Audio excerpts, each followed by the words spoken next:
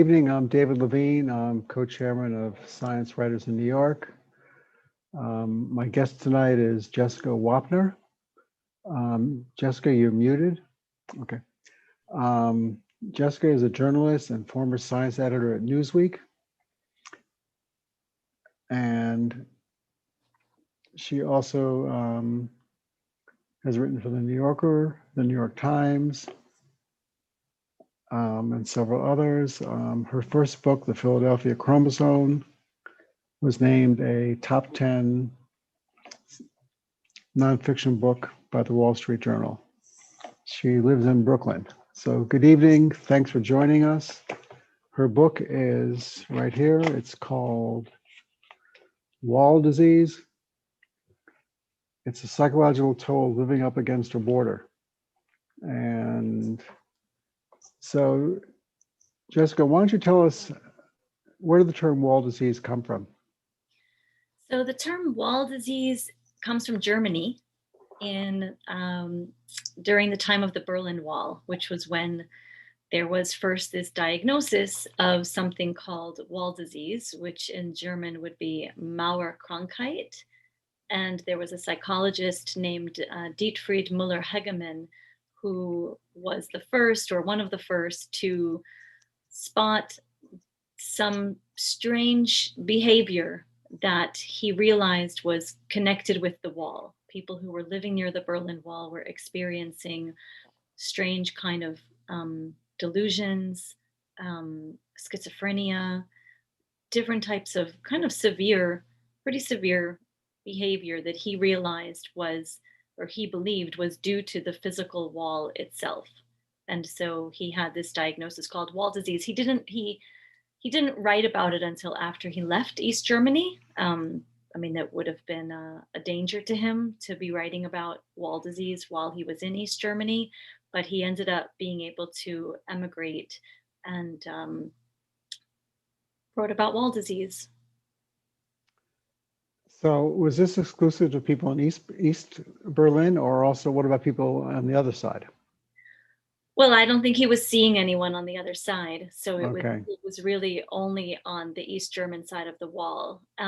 Now there have been researchers who've looked years later to see, are there any traces of something going on in people now, whether they lived through the time of the Berlin Wall or not. And which I write about in the book, a psychologist who looked at, he asked people to estimate distances to cities that, so for people who were in the former West Germany, they were estimating distances to cities that were on the same side of the wall as them when the wall existed, or on the opposite side of the wall, so whichever side you were on.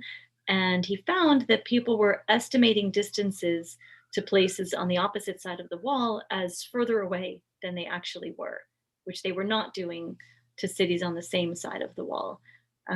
Which that and some other studies he took as, I forget the name that he gave it in German, the name for it in German, but basically as he saw it, the wall had gone into people's minds. And so it was a wall of the mind in that case. So that was much later that he was looking specifically, including people on the other side. So besides the big, beautiful wall in Mexico, how many walls are there right now in the world? Yeah, amazingly, or I was amazed to discover that there are more than 70 border walls in the world. There's a geographer named Elizabeth Vallée who I interviewed quite a lot for the book. She's in Montreal, and she was the first person to kind of do an actual count of walls around the world. And I think she had 76 that she came up with, and that was a few years ago. Okay. And you were, right around March, you were at the Mexican border. Yeah. What got you to go there, and what happened? Well, I really wanted to see an area of the wall, for one thing, if I was going to be writing a book about it. And I wanted to talk with people who were living right up against the wall, because that's what this book is about. It's about how do these structures, whether they're made of concrete or steel bollards, like at the southern border of our country, or barbed wire and concertina wire, how do these things affect the lives of the people living in their shadows? Um, and so I wanted to talk with people for whom that was the case. And so I ended up going to Brownsville in Texas, which is the easternmost point of the wall. It's right Mhm. at the coast, and right across the bridge, across the Rio Grande from Matamoros, where there's an asylum uh, refugee camp. And I went there in March, and that was just a few days before everything really shut down due to COVID. Now, you mentioned something that I thought really interesting, that before 1914, there were basically no passports, Yes. no visas. I mean, my grandfather took a boat to Palestine, and he went to then Palestine, and then he went to. It's a picture of him in Beirut Mm. and a picture of him in Jerusalem, and I was thinking, huh. And he said he didn't have a passport. He said Right. they didn't exist back then. It's amazing, right? It is amazing, yeah. And so you talk about nationalism. That Mhm. walls. What's the relationship between walls and nationalism? Well, right. So one of the things I write about is, I mean, I'm looking at what do the walls do? What are the various effects that walls have on people? And one of the huge effects that walls have is it creates the other, right? Like um, it does othering to people. The people on the other side of the wall are dangerous. They are thugs and rapists and drug sellers. They are criminals. They are whatever, people to be feared for one reason or another. And that fear serves an agenda very well. I mean, it works very well with the nationalist mindset that says, our country first, last, and everything in between. You need to, have a culture that um, wants that, right, more than it wants, say, the safety of people who are fleeing violence, um, or whatever other reason they may be trying to come into your country. So it's the nationalism that is currently spreading around the world does seem to me, from my adding up about what walls cause in people, it seems to me to go hand in hand with making border walls around the world. Now you talked about in a way passports are are a wall in a way that I was told when I traveled in Europe, be very careful with your passport. An Mhm. American passport is worth a lot of money, and so I got robbed in the metro in Paris. I didn't even know I was robbed. It was just kids pickpocketing. But I was very glad I didn't have my passport with me. Yeah. But because it's very hard, it's not easy to replace a passport. Mhm. But passports also give a sense of national identity. It says you're a citizen of this country. Mhm. Um, so let's talk about, is there ever a good reason for a wall? Sure. I mean, this book isn't anti-wall, Okay. right?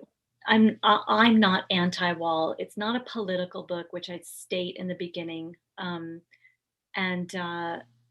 I'm not trying to make anyone for or against walls. It's a science. It's a work of science journalism. Okay. Some science, some going outside the realms of kind of strict science journalism. Um, there are walls that, I mean, I'm living, I know you said in Brooklyn, but I'm actually living now in upstate New York, and there are stone walls everywhere. And they're I was looking at them the other day thinking, okay, that's actually helpful to know where your property ends and where the other property begins. And when in 1914, I mean, during World War One, following World War One, when passports came into use, there was a need that triggered the use of passports.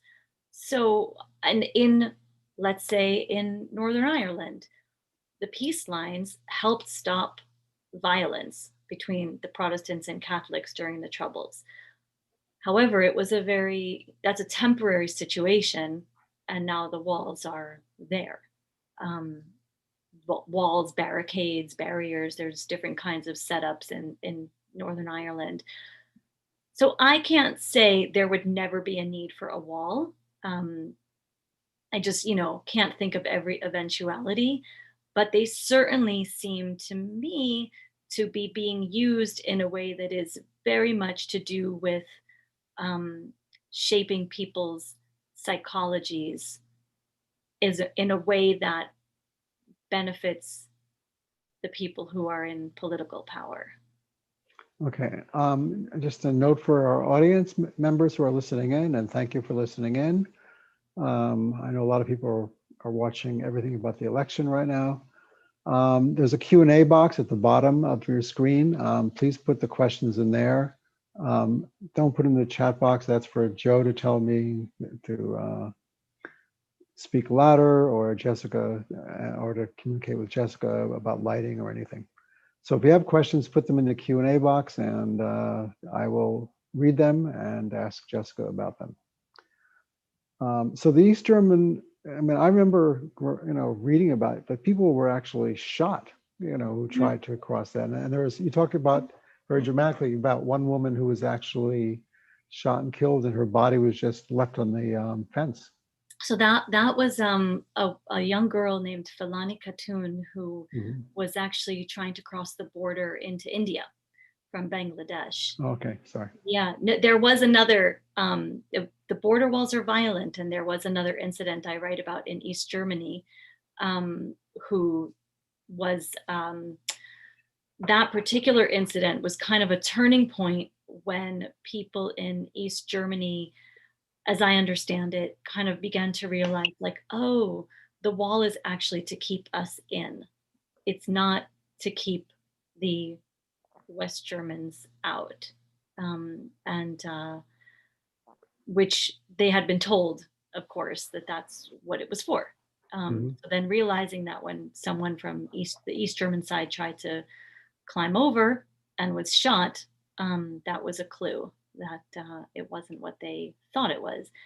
The story of Falani Khatun in Bangladesh was, it's really sad. And I write about it in the book. And the border guard who shot her was acquitted twice.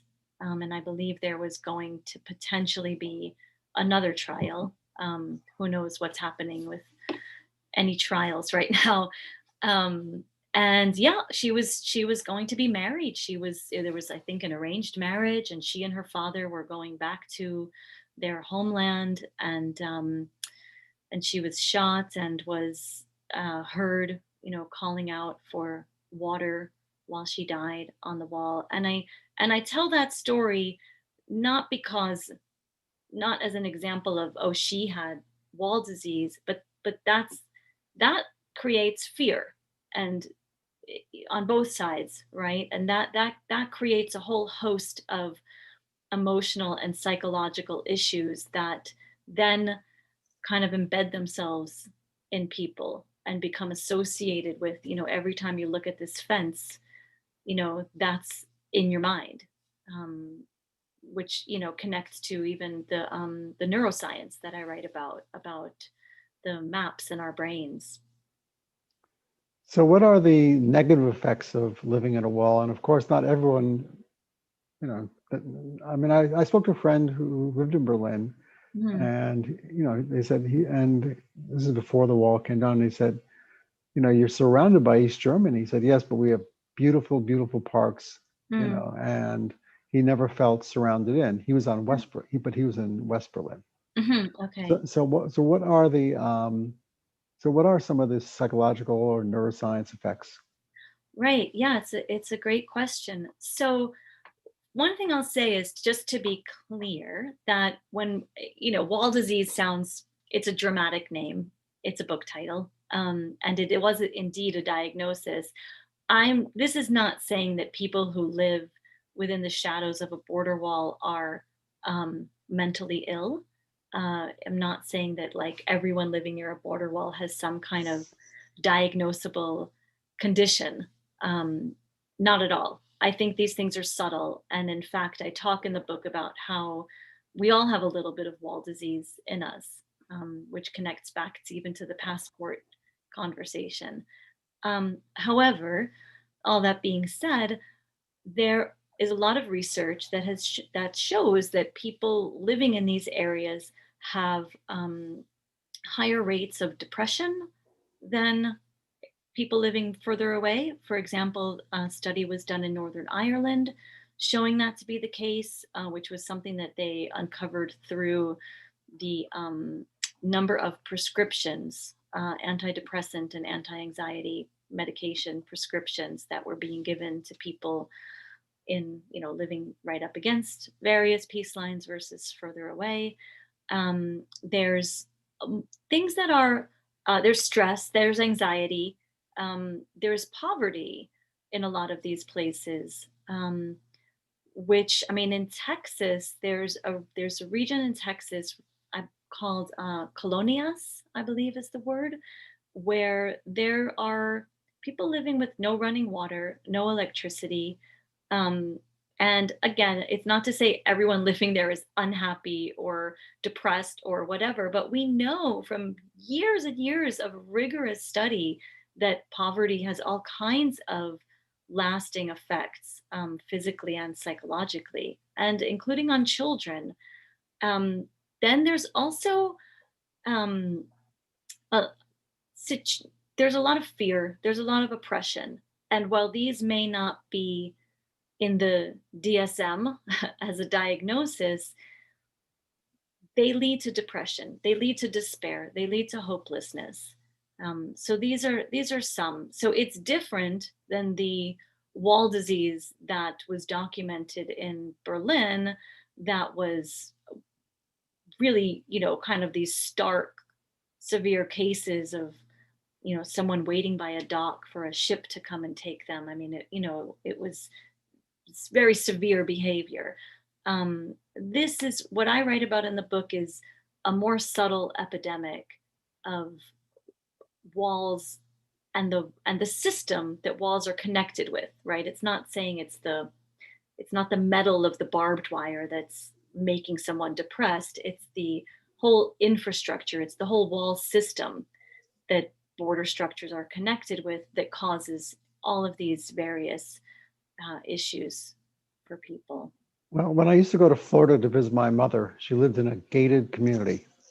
And you had to have your name given to the person at the gate. Right. You had to show your license. And the person had to then talk to the person and say, yes, I would like this person to come in. And, and growing up, I didn't have to do that to visit my mom. I just pulled up to her house. So to me, that was like a bit of a barrier that I was, not quite used to. And it was like a way of, I understand protecting people, but it also felt like, you feel kind of like riffraff a little bit, So. Yeah, absolutely. That's a whole other aspect of border walls. I mean, separating rich from poor, just separating we live here and you don't, or implying that some kind of protection is needed. It's all comes into it. So I don't have another home in the Hamptons, but I live in the Upper East Side of New York. A lot of people have left, and it was pretty empty in the summer. It was pretty empty during that pandemic. And there was also, a talk about just different areas. Like I have friends in the Upper West Side who are afraid to go outside because of the homeless people have been, are in hotels in these wonderful areas. So there definitely is a aspect to the people out in these communities who are in their summer homes, and some are not coming back because it's they're working remotely. Mhm. So I do have a question, and please, I only have one question, so I would like other questions. Did you look into whether there's any distinction between a wall and a fence and their effects on people? Yeah, that's a great question because they are in different shapes and sizes. I don't, from my adding up from the people that I spoke with. So I'll say a couple of different things. On the one hand, no, because these effects are seen pretty universally. The kind of despair, the depression, poverty, and actually there are areas like, for example, in Africa, one of the issues that comes up there is that the borders don't have any walls. There's no demarcation, and that in itself becomes an issue for people. Um, because of what goes on at borders and living in fear of that. So I don't know that it seems to matter whether, knowing that if you touch that fence, your flesh is going to be ripped versus a concrete wall that you cannot get through. I think they're all pretty harsh. I did speak with a few architects and people who look into aesthetics. And there were some pretty interesting things about what happens to us when we can't see, when our fields of vision is blocked. And there's a theory. Oh gosh, I'm forgetting the technical name. It's something like the savannah hypothesis, um, to do with our preference for landscapes that offer um, vistas and hiding places. That these are the two things evolutionarily that um, that we really crave in a landscape for reasons that I'm sure all of you science writers looking on can guess, that it's safety. It gives you safety. It gives you security, and it helps ensure your survival if you have a cave to hide in. So I could imagine from there that a concrete wall is actually maybe a little different than um, barbed wire fence or even the steel bollards that are used in Brownsville, for example. Um, I mean, I write about in the book that I was actually kind of surprised to see the wall in at the southern border because it was like I got out of my car the first night I got there and I was like, is that the wall? Is that it? Because it just looked like a fence around a park or something. It didn't look to me like this imposing structure. Um, it does feel like an imposing structure, but the fact that you can see through it is visually just, I think it softens the blow. And you just crossed into Mexico without going through anything, right? You just No, walked in. there's a bridge that you have to show your passport. There's some security there. Mm-hmm. Um, but crossing with a US passport, I mean it's it's very easy for anyone to go cross from the US into Mexico. There was some security over that side of the bridge, but it was very minimal. Coming back, there was a long line, and I was waiting in this long line thinking, oh gosh, the meter for my car is going to expire before I get through this. And then this woman kind of breezed past me, and she looked American. And I thought, huh, okay, there's two lines here, which I just hadn't realized. And so I went to the other line and was, at border security in like 2 seconds and watching this whole long line of people and, having to kind of awkwardly walk past people, like apologizing that, I can now walk through this door that they can't. Um, so coming back in, if you're not American, of course, is, I think it's an hours long wait, depending on the time of day. Okay. So let's talk a little neuroscience. Sure. What are border cells in our brain? Yeah, it's a great question. So that See, I read the book. I never knew. thank you. That was one of the really amazing finds with reporting this book was that talking to neuroscientists about what actually is going on in our brains when we see a wall. And so it turns out that we have a whole variety of cells in our brains that are that map, that are the cognitive, our own cognitive map, that form maps in our brains. It's an area of research that is just fascinating, and very new, which is kind of cool because it's like you're talking to people who are really discovering what we know as they speak with you. It's a very young field of research. So it turns out that there are cells in this system that react very specifically to borders. They tell us, um, there's a border there. Don't go there, or go there, or just know like that's the end, right? So all of this research is on mice still. It hasn't been done in humans.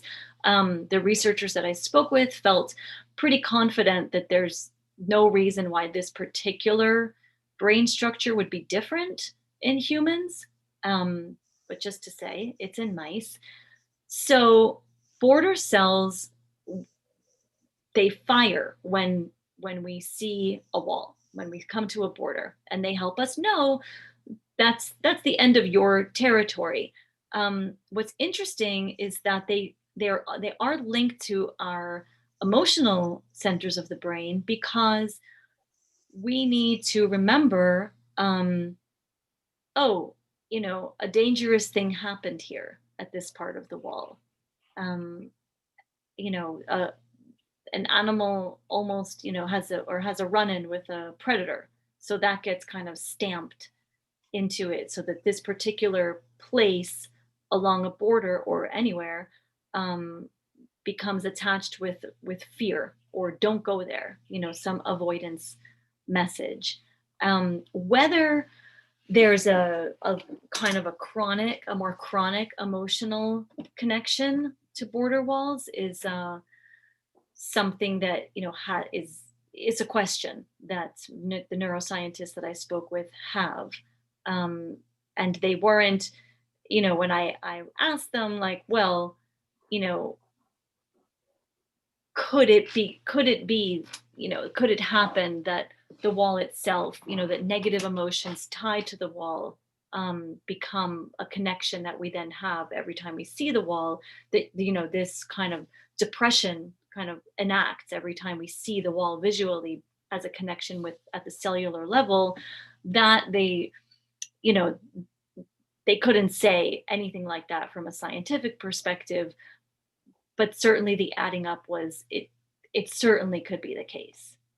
Well, I think it's also experiences. I mean, some Mhm. people I know still have not gone down to the World Trade Center or to see Mhm. the new World Trade Center. They said, Mm. I'm just not going there. Yeah, Just yeah, the memories of that day are so bad.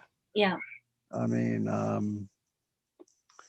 Chris Rock talked about it and he said, I had my wallet stolen at 48th and 8th Avenue. He said, I ain't going back there and I'm not going to the World Trade Center. Mhm, mhm, mhm. So, It's very similar. It's a great point. what about so talk about the wall in Jerusalem and what they call it a security fence. So I will talk about that under the under the big headline banner of it's complicated. Okay. Being that I am no expert in um, Israel and Palestinian territory relations and history, and we all know it's a very complicated history there. Um, but there are definitely some issues that come into the book, and I talked with psychologists on both sides of the wall. One man who is a Palestinian psychologist talked with me about the fact that there's just um, just a huge feeling of hopelessness that people have. Um, and that the wall really embodies that the wall gives this message of, um, as I write in the book, that your life is being stopped here.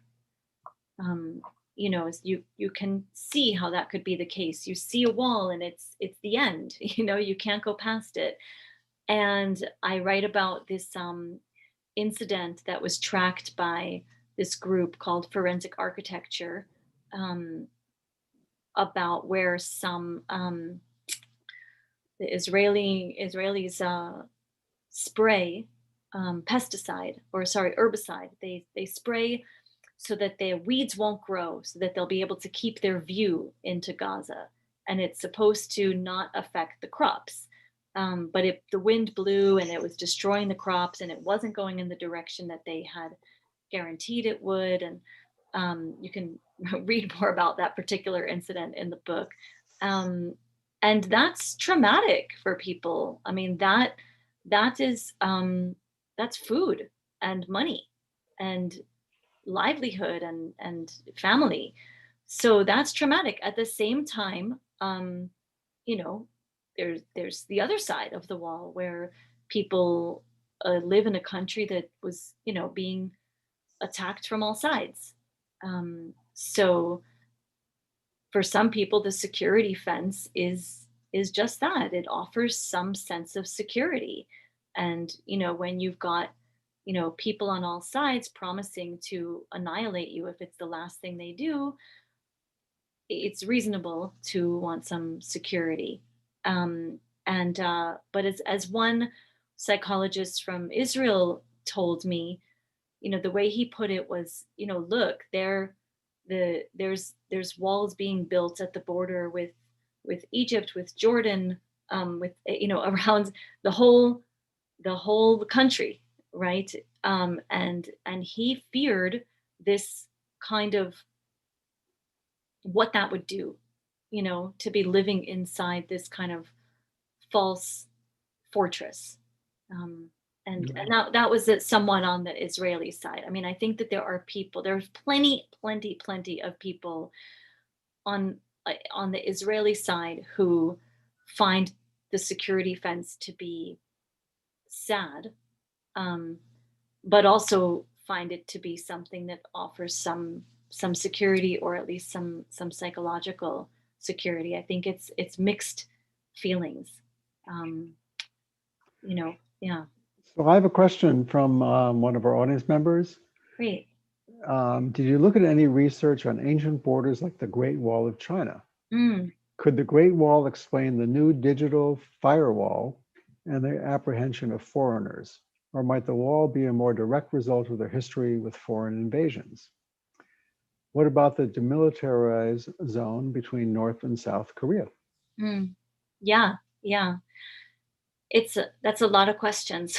Okay, well, There's so much in there. So, okay. What was the first part of it? the first part is, okay, so the Great Wall of China. Could Yes. that Great Wall explain the new digital firewall Huh. and the apprehension of, there's no Google in China, apprehension of foreigners? Or might the wall be a more direct result, no Facebook, or it might be a more direct result of their history with foreign invasions? Right. So I didn't look too much into digital firewalls. I actually didn't look at all into it. And I think that is such an amazing question, because that's another wall, isn't it? That's another way that you block out any influence that you don't want. So that's brilliant. I just definitely had not made that connection. So Yeah, China has shut down the internet at times. Yeah. There's been moments where I've thought it's only a matter of time until it happens here. Okay. But who knows? Who knows? Okay. But I did look. The thing about the Great Wall of China is, for one thing, it simply points out the fact that we've been making walls for a very long time. And walls aren't new. People have built walls. I mean, castles had walls around them. There's the Great Wall of China. There's a wall the ancient Sumerians, well, Sumerians, they were ancient. The Sumerians had a wall that was the problem with their wall was that in the end, the people that they were trying to keep out simply walked around it. Like it was a wall that ended. So they just walked around it. So we've been building walls for a very long time. And I think the question of, really, why is that? What is that? Why is it needed? Is a great one. I think it's fascinating. It opens up huge avenues into history and psychology and humanity. I mean, I really, you've got the history of humanity through walls would be a great book. And they also asked about the demilitarized zone between North and South Korea. Right. Well, I touch on that only very briefly, really to do with just the sheer fact that there are signs up that if you walk through that zone, you could be shot. And kind of making the point of what is that?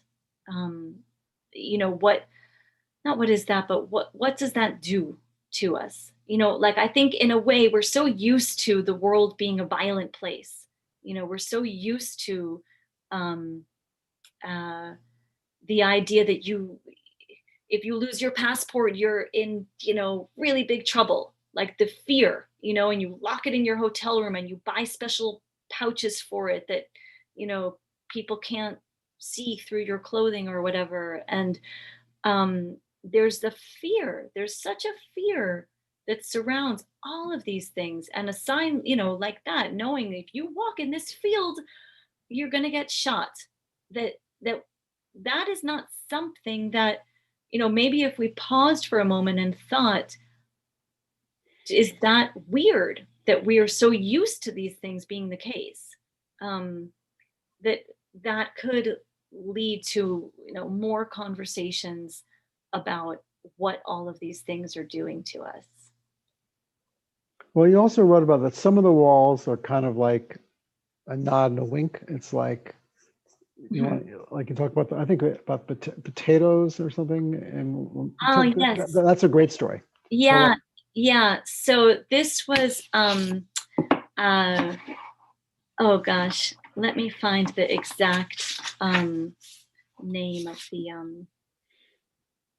the person who it was. Was it Peter the Great? It was someone. And the security guards said. So anyway, it was a king. Sorry, I'm terrible with Frederick. Excuse me, Frederick of Prussia, and so Frederick the Great. So he had kind of discovered the potato and thought that it was going to really help his people overcome their issues regarding food, that they didn't have enough to eat. And the peasants, and whoever he was trying to convince about the potato was hugely resistant to it. They're like, it's ugly, it doesn't taste good, and we're not growing it. And there's nothing you can do to make me want to grow this thing. Not happening. So what he did was he made a field outside his castle or wherever he lived and planted potatoes in this field and put a fence up around it and put some soldiers guarding it.